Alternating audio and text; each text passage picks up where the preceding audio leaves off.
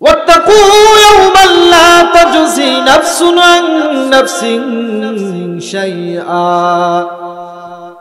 ولا يقبل منها شفاعة ولا يؤخذ منها عدل ولا هم ينصرون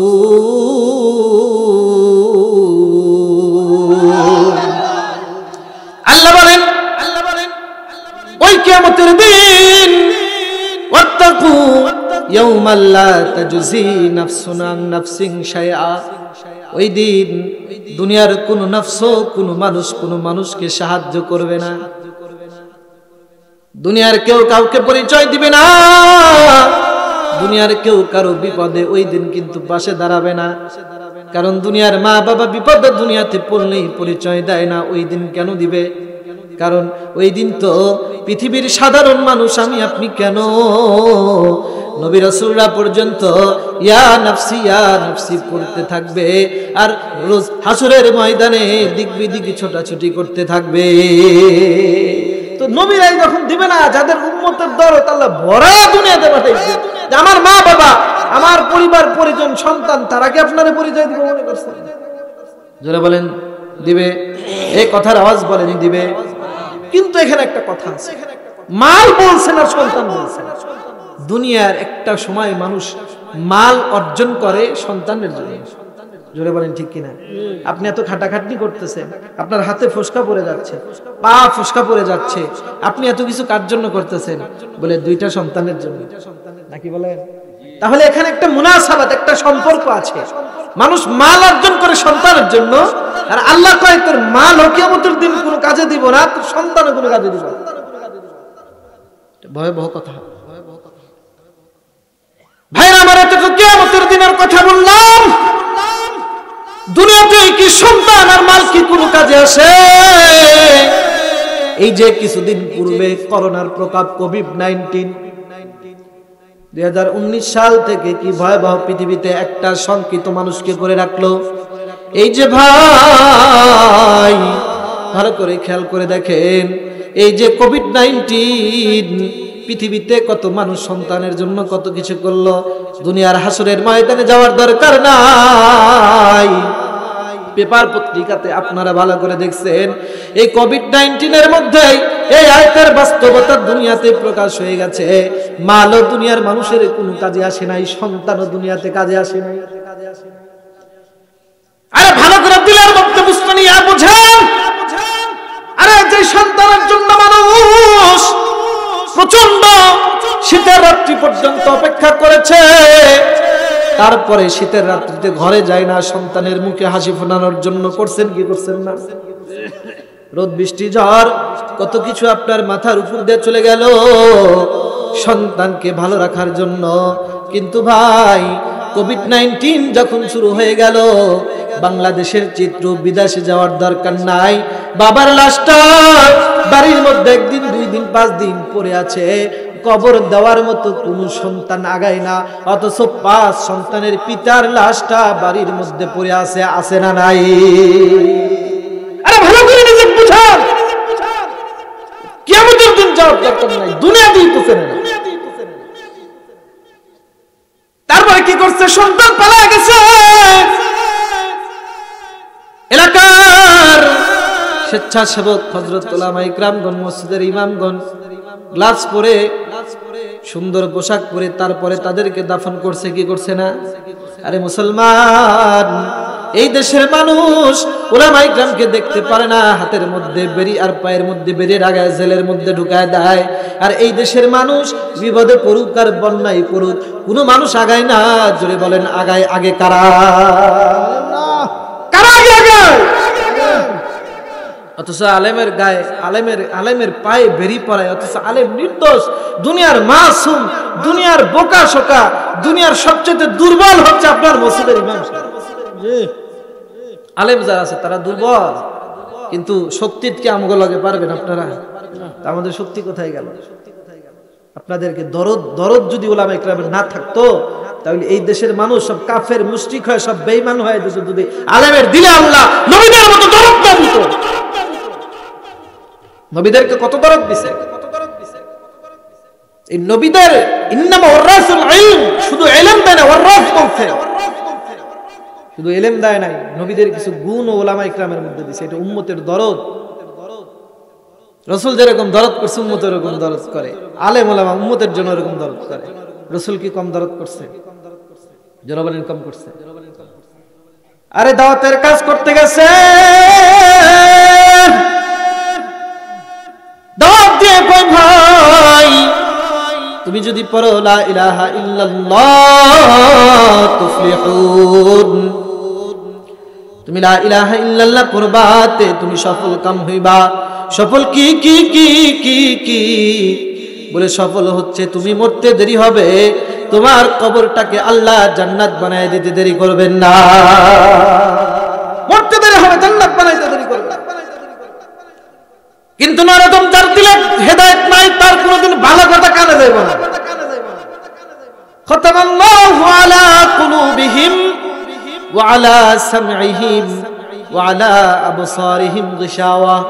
আল্লাহ কয় চোখ দিয়া দেখবো না, কান দিয়া শুনবো না, দিল দিয়ে অনুভব করবো না। আল্লাহ যার হেদায়েতে কপালে হেদায়েত লাগে না। কাফের দাওয়াত দিতে যায়, বলে ভাই তুমি একবার যদি কালেমা পড়ো তাইরে আল্লাহ তোমার কপাল খুলে দিবে, তোমার কালেমা পড়তে দেরি হবে, আল্লাহর জান্নাতে যাইতে দেরি হবে না।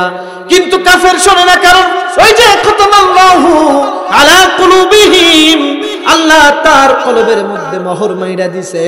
ভালো কথা কানে যায় না, আল্লাহ বিল্লাহ কোনো কিছু চেনে না। আল্লাহর নবী বারবার যায়, ঘরের দরজা বন্ধ করে দেয়, জানালার কাছে যায়, জানালা বন্ধ করে দেয়, ঘরের কাছে যায়, ঘরের দরজা বন্ধ করে দেয়, দাওয়াত দিতে থাকে। এক পর্যায়ে কাফের এত খারাপ, আল্লাহর নবীর নুরানি চেহারার মধ্যে থুতু মেরা দেয়। জোরে বলেন নাউজুবিল্লাহ। আপনি চিন্তা করছেন যার চেহারার সাথে আকাশের চাঁদের চেহারা তুলনা করা যায়, তার মুখের মধ্যে যদি তার চেহারার মধ্যে থুতু মেরা দেয়, এটা কি মাইনা নেওয়া যায়? আমি আপনি কি করতাম? তার দরজার থেকে বকা দিয়ে চলে আইতাম, তুই দিন মানলে তোর ভালো, না মানলে কি তোর থুতু খাওয়ার জন্য আসছি নাকি? দয়ার নবী চোখের পানি মুছে আর বাড়ির দিকে যায়। একদিন পর আবার যায়, যা বলে ভাই তোমার পায়ে ধরি, তুমি পড়ো লা ইলাহা ইল্লাল্লাহ তুফলিহুন, তুমি লা ইলাহা ইল্লাল্লাহ পড়তে দেরি হবে, আল্লাহর জান্নাত যাইতে দেরি হবে না। বোঝে না, আবার থুতু মারে। এই জন্য তো উলামায়ে কেরাম মসজিদের ইমাম সাহেব একবার পাও ধরে, ভাই আসুন নামাজ পড়েন, তোমার বেতন দিছি, মানুষের সামনে অপমান করো, তোমার নামাজ পড়ার কথা সময় হলে এমনি যাও। আরে মানুষ বোঝে না, সময় হইতে হইতে হইতে হইতে কখন যে খাটিয়ার উপর উঠা জীবনের শেষ নামাজ হয়ে যাও নিজেও জানে না। আহারে এজন্য তো একরাম পায়ে বেরি লাগায়, হাতের মধ্যে বেরি লাগায়, নির্দোষে 7 বছর 10 বছর এমন 17 বছর এক একজন করে জেল খাটলো। জেল খাটে বের হইয়া আবার মামুনুল হক আর জসিমউদ্দিন রহমানী আর আমির হামজার মতো আলেম ওলামা আবার মাঠে ময়দানে সরে যায়, হাত পা ধরে কয় ভাই আসো আসো, জেলখানার মধ্যে পায়ে বেরিয়েছিল, হাতে বেরিয়েছিল, ভুইলা গেছি, আসো আসো তোমরা আবার কোরআনের ছায়া তলে আসো। এই বলে কি বলে এই উলামায়ে কেরামের ভিতরে যদি উম্মতের দরদ না থাকতো, তাহলে আপনারা কাফের মুশরিক জানালা ছাড়া বিনা জানাজায় নদীতে ভাসায় দেওয়া হতো আপনাদেরকে, যদি আলেম ওলামায়ে দেশে থাকতো। নবীদের সবচেয়ে দরদ বেশি। ভাই আমার, বন্ধুরা আমার, ভালো করে খেয়াল করেন, আল্লাহ আসেন আপনার পা ধুতে ধরে, কিন্তু বোঝেন লম্বা চওড়া কথা ওই দিকে নিয়ে যাব না। উলামায়ে কেরামের দরদ আপনাদের অনেক বেশি, দিলটা ঘুইলা বুঝায় দিতে, যদি কলিজাটা বের করে বলতে পারতাম, বুঝাইতে পারতাম, তাইরে বুঝতেন বাবা। ও বাবা, উলামায়ে কেরাম কোনোদিনও চায় না মানুষ বদকার হইয়া, খারাপ হইয়া, সুদখোর হইয়া, ঘুষখোর হইয়া কবরে যাক। কারণ উলামায়ে কেরাম ভালো করে জানে আমরা নবীর ওয়ারিস, নবী যেরকম পাও ধইরা ধইরা মানুষকে দ্বীনের পথে আনছেন, আমার দায়িত্ব আপনাদেরকে পাও ধইরা মসজিদে আইনা আল্লাহর দরবারে হাজিরা দিয়ে আপনাদেরকেও জান্নাতের মেহমান বানায়া দেওয়া। এজন্য ভাই ভালো করে বোঝেন, করোনার সময় প্রমাণ হয়েছে কারা দুনিয়ার মানুষকে বেশি মহব্বত করে। বিপদের মধ্যে কারা গায়? আলেম ওলামা গায় নাকি? কিন্তু দুঃখের বিষয় হচ্ছে আলেম ওলামাকে মানুষ জেলখানার মধ্যে বন্দী করে রাখে। ভাই এবার গেল করোনার মধ্যে সন্তানের আসল পরিচয় এবার টাকা। পৃথিবীতে লক্ষ লক্ষ কোটি কোটি ডলারের মালিক টাকা হসপিটালের মধ্যে বস্তার থেকে বের করে ছিটতে মারছে, দেখছেন না? কেন মারছে? কারণ চিকিৎসা নাই, করোনা হয়েছে, ডাক্তার টাকা দেয়া করবে, যার চিকিৎসায় নাই। ধুকে ধুকে ধুকে ধুকে পাখি যেমন করে মরে এরকম করে মানুষ মরা আপনারা দেখছেন না? যারা বলেন মরছে কি মরছে না? কেন মরছে? তো ভালো কথা, তোমার না তো টাকা দাও, 1 কোটি টাকা তোমার হায়াতকে একটু বাড়ায় দিক, দাও 500 কোটি টাকা, তোমার কাছে পর্যাপ্ত পরিমাণ অক্সিজেন আছে, দেখি তুমি টাকার জোর দিয়া তুমি অক্সিজেনকে ভিতরে নিতে পারো কিনা, একটু নেও তো দেখি। পারবেন?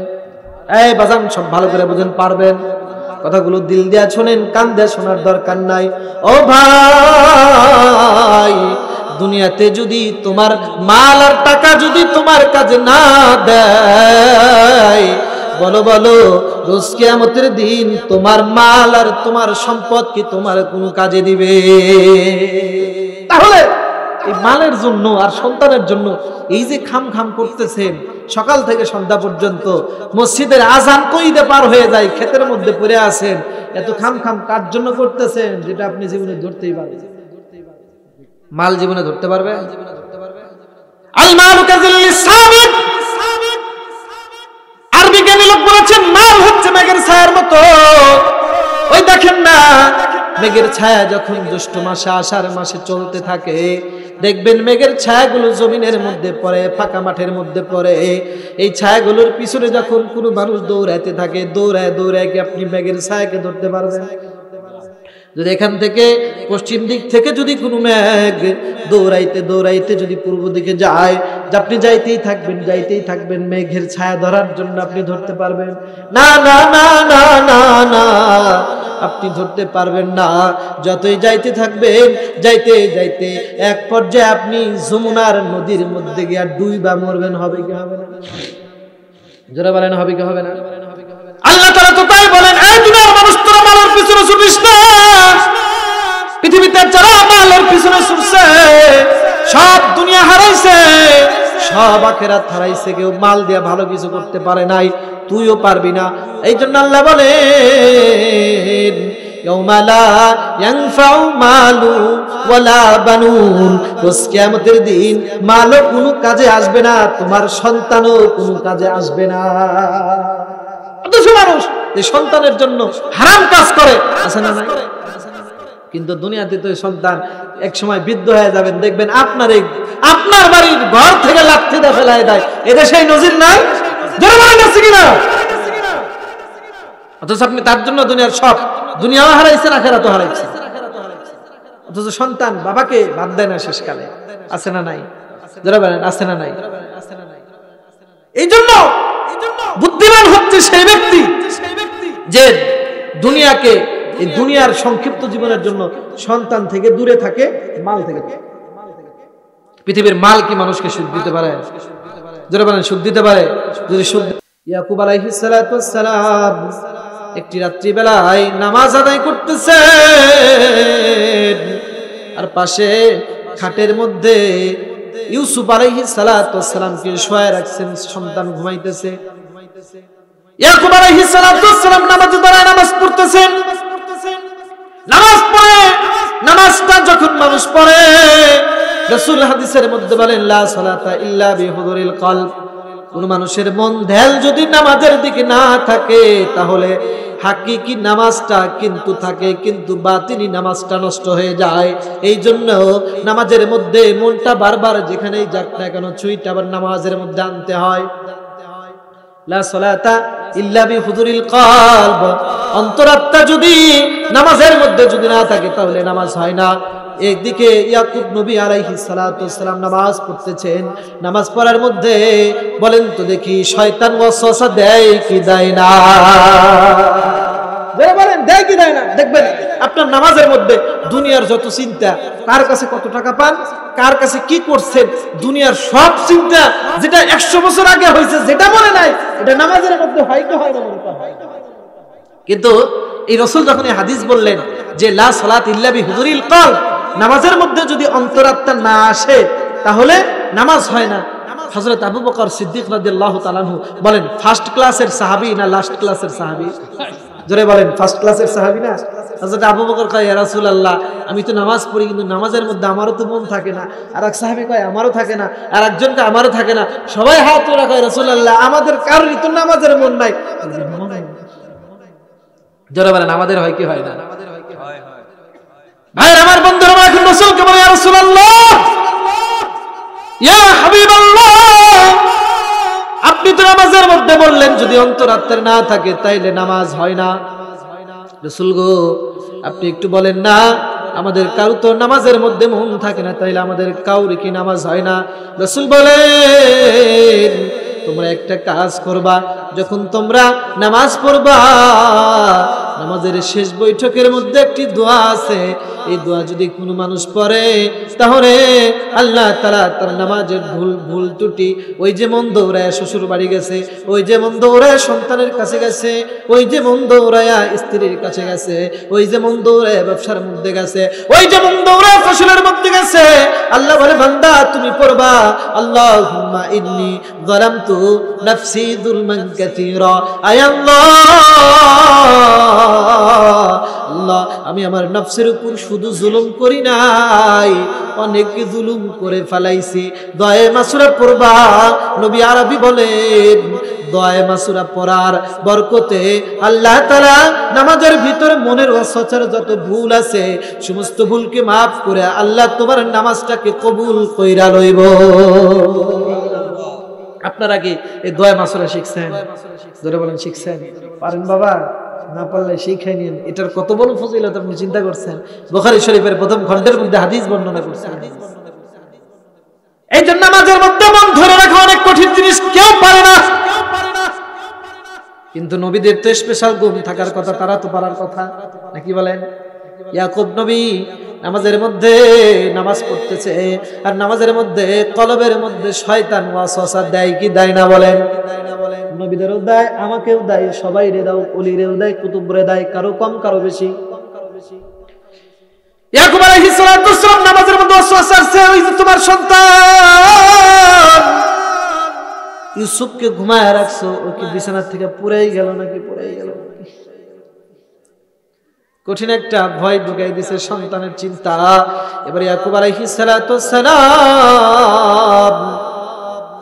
নামাজের মধ্যে কল্পনা করে আল্লাহ আলহামদুলিল্লাহি রাব্বিল আলামিন আর রহমানির রহিম, আমার ইউসুফ পড়ে গেল কিনা।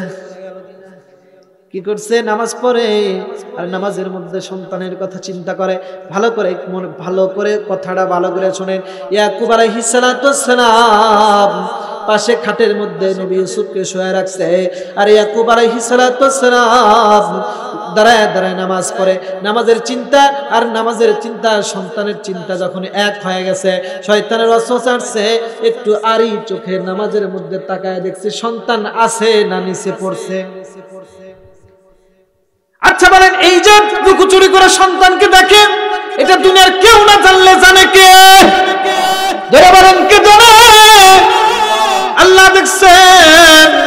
আল্লাহ ডাকতে বলে ইন্না সালাতি ওয়া নুসুকি ওয়া মাহইয়ায়া ওয়া মামাতি লিল্লাহি রাব্বিল আলামিন।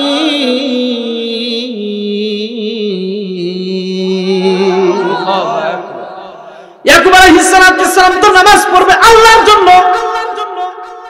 রোজা হবে আল্লাহর জন্য, সবকিছু হবে কার জন্য? এই মাহফিল শুনতেছেন কার জন্য? তাহলে এত বছর পারেন কে চুপ করে বসে থাকে? ভাই রে ভাই, ভালো করে শুনেন। ইয়াকুব নবী আড়ি পেতে যখন এরকম করে তাকাইছে, আল্লাহ কুদরতি জবান দিয়ে ডাকতে বলে, ও পয়গম্বর, নামাজ নামাজ পড়বে আমি আল্লাহর জন্য, এর মধ্যে তোমার সন্তান কেন আসলো? অপরাধ। কি ভাই? অপরাধ। পড়তেছেন নামাজ, নামাজের মধ্যে সন্তানকে এমনি কোথায় থেকে আনলেন? ও নবী,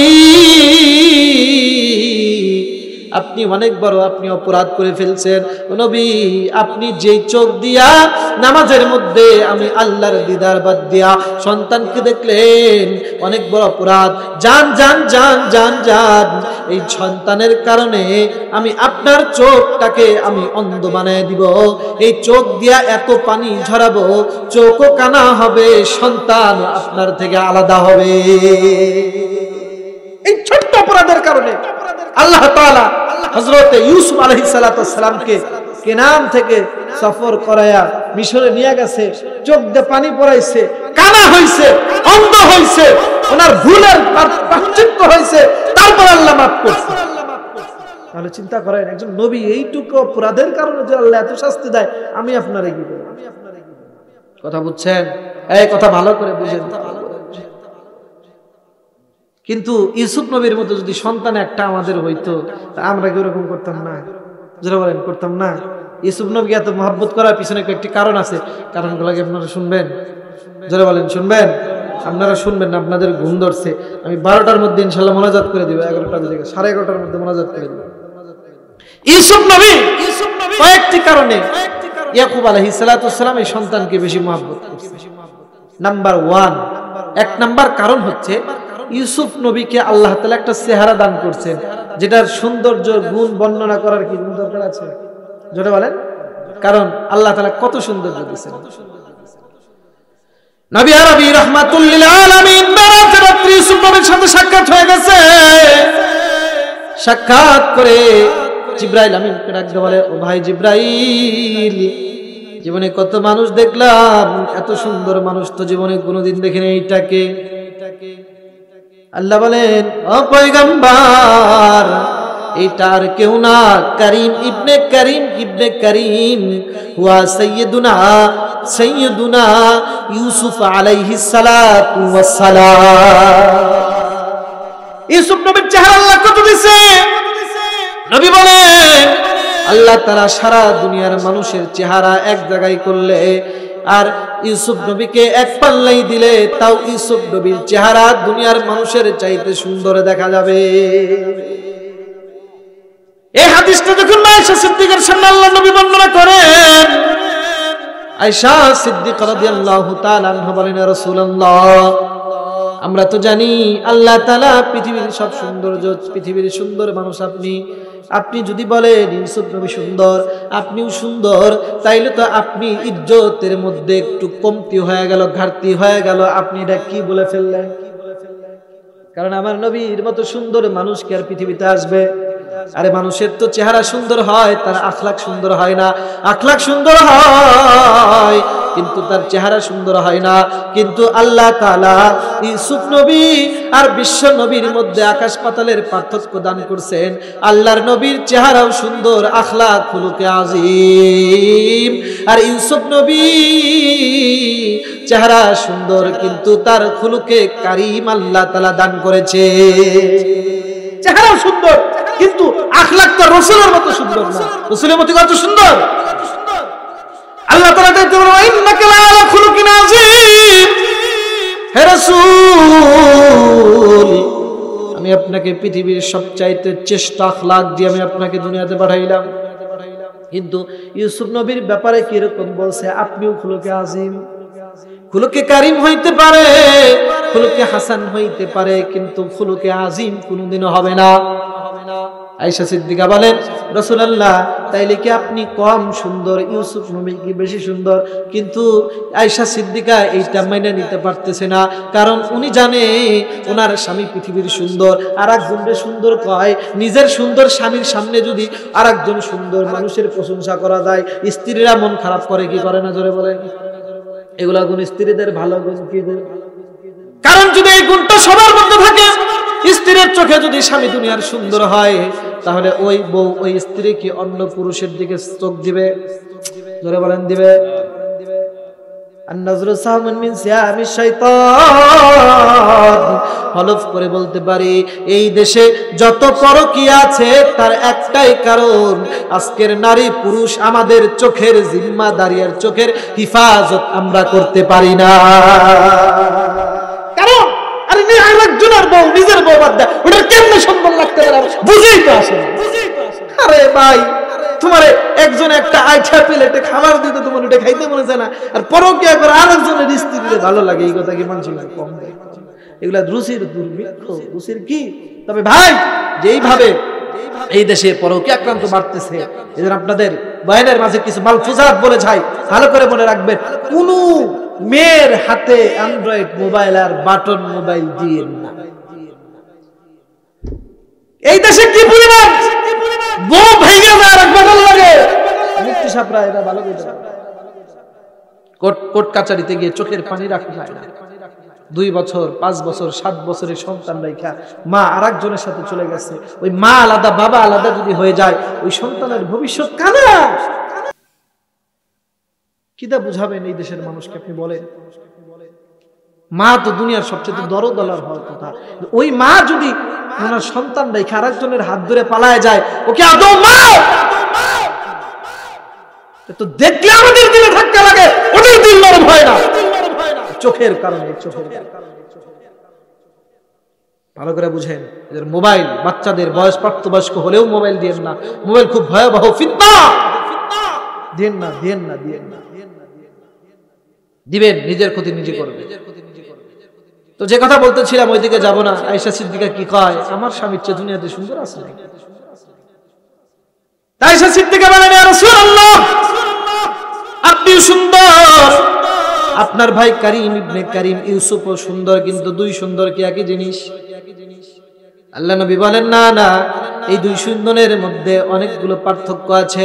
আয়েশা, পার্থক্য হচ্ছে আমি মুহাম্মদুর রাসূলুল্লাহ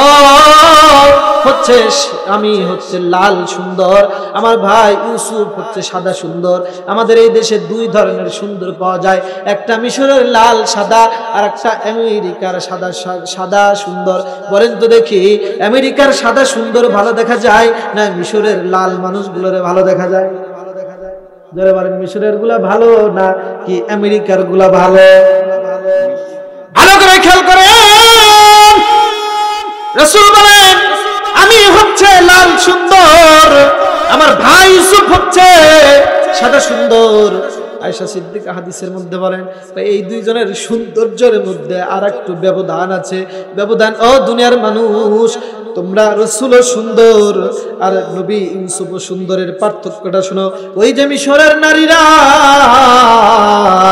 ইউসুফ নবীর চেহারা দেখা সকলে হাতের আঙ্গুল কাইটা ফালাইছিল, সত্যি না মিথ্যা? যারা বলেন সত্যি না মিথ্যা? আল্লাহর নবী জনাবে রাসূলুল্লাহ সাল্লাল্লাহু আলাইহি ওয়াসাল্লামের আদরের স্ত্রী আয়েশা সিদ্দিকা বলেন, ও দুনিয়ার মানুষ, আল্লাহ তাআলা ইউসুফ নবীকে সৌন্দর্য দিয়া মিশরের নারীরা হাত কাটছিল, আর আমার নবীর সৌন্দর্য যদি, আসল সৌন্দর্য যদি প্রকাশ করা যায়, মদিনার নারীরা হাতের আঙ্গুল না কলিজা কাইটাও দিব। দাঁড়াও দাঁড়াও, আরো পার্থক্য শেষ হয় নাই, বেসিক আরেকটা পার্থক্য হচ্ছে মিশরের নারীরা তারা কি করেছিল? হাতের আঙ্গুল কাটছিল কিন্তু ঈমান আনতে পারে নাই। মিশরের নারীরা হাতের আঙ্গুল কাটছিল কিন্তু ঈমান আনতে পারে নাই। আয়েশা সিদ্দিকা বলে, আল্লাহর নবীর চেহারা যদি দুনিয়ার মানুষ দেখতো, হাতের আঙ্গুল না কলিজাও কাটতো, আল্লাহর নবীর হাতে হাত দিয়া কালেমা পইরাও মুসলমান হয়ে যাইতো। এজন্য বলেন আমার নবী দুনিয়ার সবচেয়ে সৌন্দর্য দিয়ে আল্লাহ বানাইছে। কারণ একজন মানুষ চেহারা অনেক সুন্দর, কিন্তু ওই লোক রাক্ষস খুনি, আসলে কি তার দিকে তাকায় মানুষ বলবে সুন্দর? যারা বলেন সুন্দর। আচ্ছা, ভালুক দেখতে অনেক সুন্দর, কিন্তু আসলে এবারে সুন্দর কয় কেন? খায় না মানুষ খেত। এই দুনিয়ার মানুষ যারা আপনারা আছেন, নিজেদেরকে অনেক সুন্দর মনে করে, আখলাক শুধু মারো ধরো আর কাটো আর খাও, আসলে যে তুমি মানুষ না, তুমি পশু, তুমি পশুর জন্য কিছু, তুমি নিজেও যাও। শুধু কি সৌন্দর্যের চেহারার নাম কি মানুষ? সিরাত থেকে একটা কথা আপনাদেরকে শোনাই, যদি চেহারার নাম যদি মানুষ হইতো তাহলে আবু জেহেল সবার আগে আল্লাহর জান্নাতে চইলা যাইতো। কেন? সিরাতের কিতাবের মধ্যে বর্ণনা করে আল্লাহ তাআলা আল্লাহর নবীকে যে এত সুন্দর চেহারা দান করেছেন, মক্কাতুল মুকাররমার মধ্যে কয়জন মানুষের চেহারার সাথে রাসূলের চেহারার সাথে সৌন্দর্যের মিল পাওয়া যাইত, তার ভিতর একজন ছিল আবু জেহেলের চেহারা। আবু জেহেল আর আল্লাহর নবীর চেহারার মধ্যে অনেক মিল ছিল, জোরে বলেন সুবহানাল্লাহ। কিন্তু আবু জেহেল কোন চেহারা দিয়ে জান্নাত পাইব? জোরে বলেন পাইব।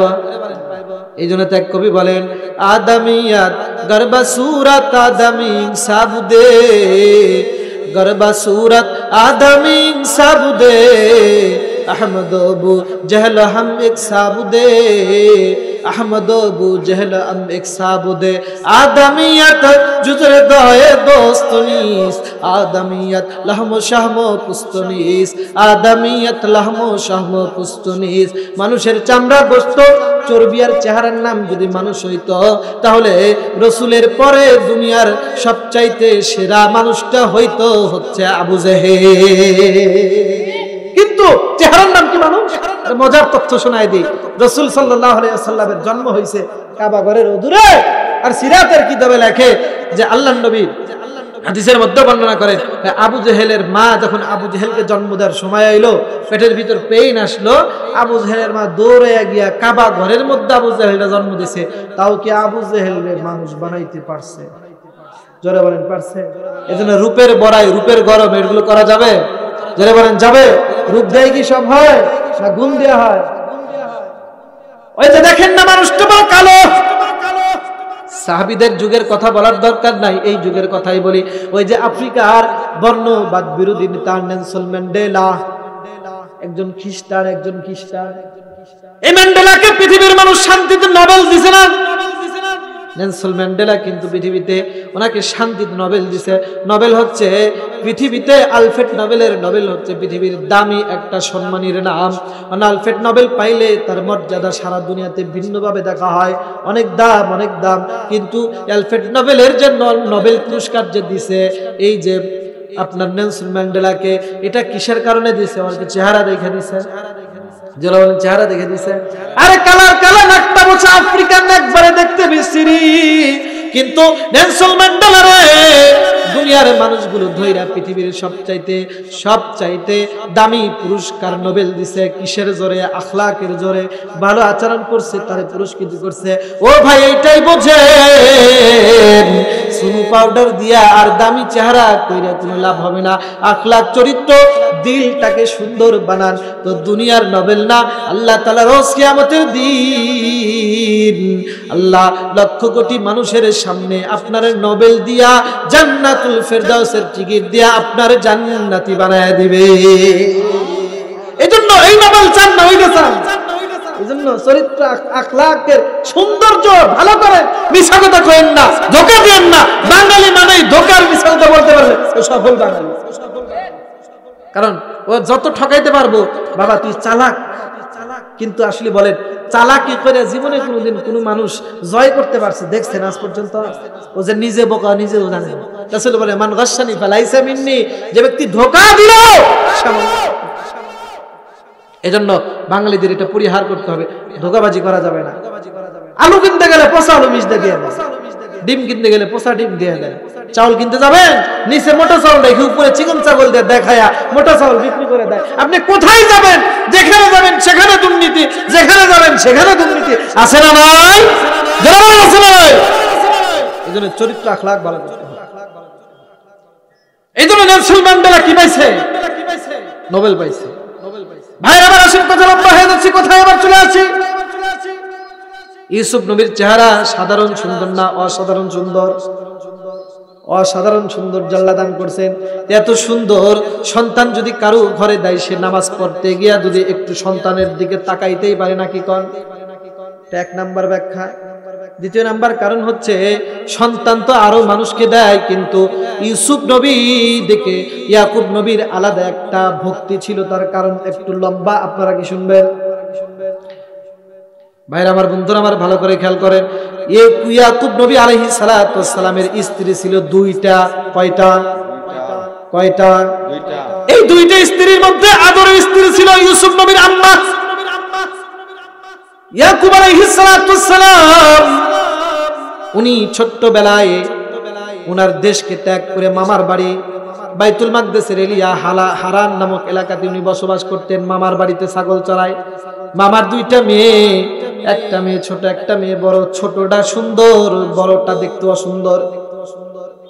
যদি কোনো মানুষ যদি কোনো নারীকে পছন্দ করে, তাহলে তাকে প্রস্তাব দেওয়া বিবাহের জন্য এটা সুন্নাত।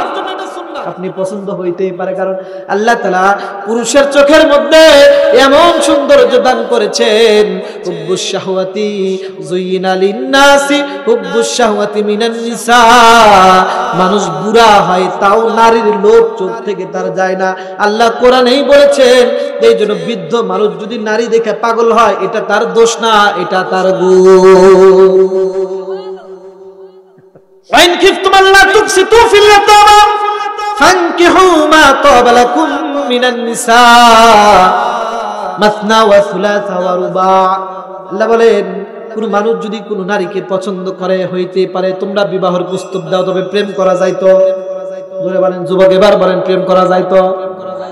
এই কথার উপর আমল করতে গিয়ে ইয়াকুব নবী মামাতো বোন ছোটটার বিয়ার প্রস্তাব দেয়। কয়, মামা আপনার ছোট মেয়েটাকে একটু আমার সাথে বিবাহ করতে আমি চাই। মামা বলে, ঠিক আছে যাও, 7 বছর ছাগল চড়াও।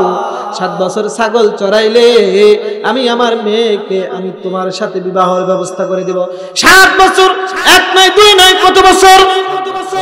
7 বছর ছাগল কে চড়াইছে? নবী ইয়াকুব আলাইহিস সালাতু ওয়াস সালাম। এখান থেকে একটা মাসালাকে হল করে নেন। পৃথিবীতে যত নবী রাসূল আদম আলাইহিস সালাতু ওয়াস সালাম থেকে মুহাম্মদ রাসূলুল্লাহ সাল্লাল্লাহু আলাইহি ওয়াসাল্লাম পর্যন্ত পৃথিবীতে যত নবী রাসূল পৃথিবীতে আগমন করেছেন, প্রত্যেক নবী রাসূলকে দিয়া আল্লাহ তাআলা ছাগলের রাখালি করায় দুনিয়া থেকে নিয়ে গেছে। যারা বলেন না সুবহানাল্লাহ, কিসের রাখালি করাইছে? ছাগলের রাখালি। এইজন্য উলামায়ে কেরাম বলেন, কোন ব্যক্তি এই সুন্নতকে আমল করতে গিয়ে যদি ছাগল পালে, তাহলে নবী আল্লাহ সুন্নতের উপর আমল হবে। তবে বাবা, এখানে একটা কথা আছে, পরের খেত খাওয়ায়া, পরের শস্যের ধান খাওয়া ছাগল বড় করবেন, আপনাকে কিন্তু এই ছাগলই কিয়ামতের দিন ধরা খায়। পরের খেত খাওয়া, জেনে বলেন পরের খেত খাওয়া। কিন্তু পৃথিবীর সমস্ত নবী রাসূলকে কেন ছাগলের রাখালি করাইছেন? কারণ হচ্ছে, দেখবেন ছাগল কিনে আনছেন, যার বাড়ি শত্রু, সারা জীবন কেউ কারো মুখ দেখে না, কেস চলতেছে, কেবল ওই বাড়িতে নতুন একটা আমরুপালি গাছের চারা কিনে নিয়ে আসছে, ছাগল হাট থেকে কিনে আইনা গলা রশিদা ছেড়ে দিছেন। আল্লাহু আকবার।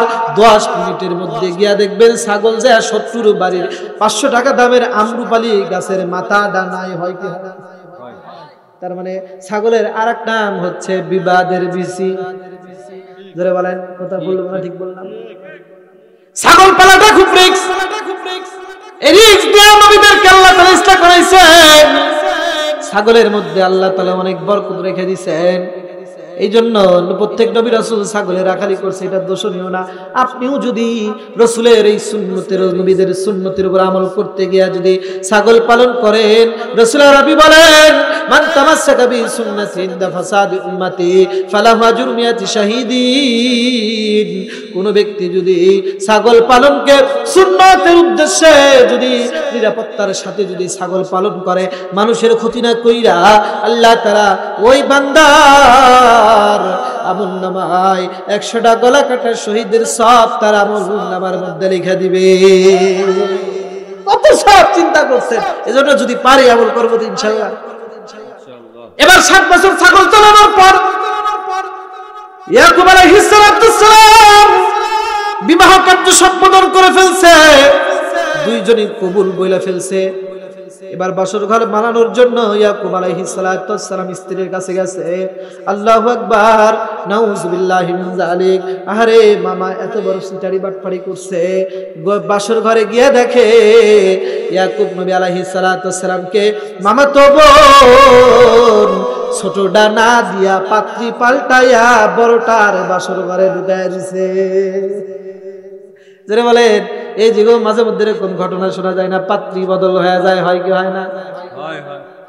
দেখা যায় দুই বোন, বড় বোন একটু কম সুন্দর, ছোট বোন বেশি সুন্দর, তো কি করে দেখাইতে গিয়া ছোটটারে দেখায় বিয়া দেওয়ার সময় বড়টা যায় আসে না। তার মানে এইটা ওই কাল থেকেই চলে আসতেছে, ঠিক কিনা জোরে বলে? ও ভাই এগুলা কিন্তু করা যাবে। ও ভাই এবার ইয়াকুব নবী রাত্রেবেলা কিছু বলে না, সকালবেলা ঘুম থেকে উঠায় প্রথম মামার কাছে গিয়ে বলে, মামা আমি আপনারা বিশ্বাস করে 7 বছর ছাগল চড়াইলাম, আর আপনি কি করলেন? আপনি আমার বাসর ঘরে আমার স্ত্রী, আমি যাকে পছন্দ করছি তারে না দিয়ে আপনি বে দিলা, কালগুলা তারে আপনি আমারে দিলেন, এত বড় ধোঁকা দিতে পারলেন? এবার মামা মুস্কি হেসে বলে, ভাগনা তুমি তো ভালো করে জানো দুনিয়ার মানুষ জানতে পক্ষে ছোট মাইয়াকে বড় মাইয়ারে রাইখা কোন মানুষ ছোট মাইয়াকে কি বিয়ে দেয়? যারা বলেন দেয়? আপনাকে এলাকায় কি দেয়? ও ভাগনা আমি তো ভুল কিছু করি নাই, আমি তো যা করছি ঠিক করছি। ও ভাগনা আমি তো যা করেছি ঠিক করেছি। ও ভাগনা কোনোদিনও কোনো মানুষ ছোট মেয়েকে আগে বিয়ে দেয় না, বড় মেয়েকে রাইখা, তাই আমি তো আমার বড় মেয়েটা আগে ঢুকাই দিছি, ভুল করে না। ইয়াকুব নবী বলে, মামা আপনি এমন কাজ, এত বড় ধোঁকা আপনি ভাগনারে দিতে পারেন না, আমি কি পর কেউ? আপনি এমন করে ধোঁকা দিলেন, পারলেন আপনি ধোঁকা দিতে? এবার ইয়াকুব নবী বলেন, মামা এই যে খোটা গারলাম, আপনার ছোট মেয়েকে বিয়ে না দেওয়া পর্যন্ত আপনার বাড়ির উঠান আমি কিন্তু ছাড়তেছি না। আল্লাহু আকবার। এবার বলে, ঠিক আছে ছাড়ব না, কিন্তু এই যে বললাম। মামা কয়ে, তাইলে এক কাজ করো, 7 বছর ছাগল চড়াইয়া বড়টারে বিয়ে করছে, আবার 7 বছর ছাগল চড়াইতে ছোটটা দিল। এখন আমাদের এই শরীয়তের দিন, এই শরীয়তের মধ্যে একসাথে দুই বোনকে বিয়ে করা জায়েজ নাই, কিন্তু ওই সময় ওই শরীয়তের মধ্যে একসাথে 2 বোনকে বিয়ে করা জায়েজ ছিল। ইয়াকুব আলাইহিস সালাতু ওয়াস সালাম এবার কি করলেন? ছোট মেয়েকে বিয়ে করার জন্য আবার 7 বছর ছাগল চড়ায়। কত বছর? ছাগল চড়ানোর পর আল্লাহ তাআলা ইয়াকুব নবীকে এবার 2 মামাতো বোনকে বিয়ে করলেন। ওই যে 14 বছর যেই মামাতো বোনকে বিয়ে করার জন্য ইউসুফ নবীর মা কে বিয়ে করার জন্য 14 বছর ছাগল চড়াইছে, ওই ছোট স্ত্রীর পেটে থেকে ইউসুফ আলাইহিস সালাতু ওয়াস সালামের জন্ম হয়েছে। এইটা একটা কারণ, ইউসুফ নবীকে বেশি ভালোবাসে। আর একটা কারণ হচ্ছে এত আদর স্ত্রী, মানুষ যাকে বেশি ভালোবাসে সে কিন্তু বেশি দিন দুনিয়াতে থাকে না।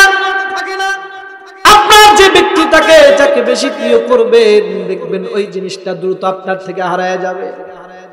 ওই যে ইয়াকুব আলাইহিস সালাতু ওয়াস সালাম ছোট স্ত্রীকে ভালোবেসে 14 বছর ছাগল চড়ায়া ছোট স্ত্রীটাকে বিয়ে করেছে, কিন্তু এই স্ত্রীকে আল্লাহ দুনিয়াতে বেশি দিন রাখলেন না। অল্প কিছু দিনের মধ্যে কোরআনের স্ত্রীটার সাকরাতুল মাউত এসে গেল, দুনিয়া থেকে চলে যাবার সময় আসলো। চলে যাবার সময় ইয়াকুব আলাইহিস সালাতু ওয়াস সালামের হাতটা এরকম করে ধইরা ইউসুফ নবীর হাতটা এরকম বাবার হাতের মধ্যে দিয়া মা চোখের পানি ফেলায় বলে, ও স্বামী মৃত্যুর পূর্বে এই যে আমার সন্তানটাকে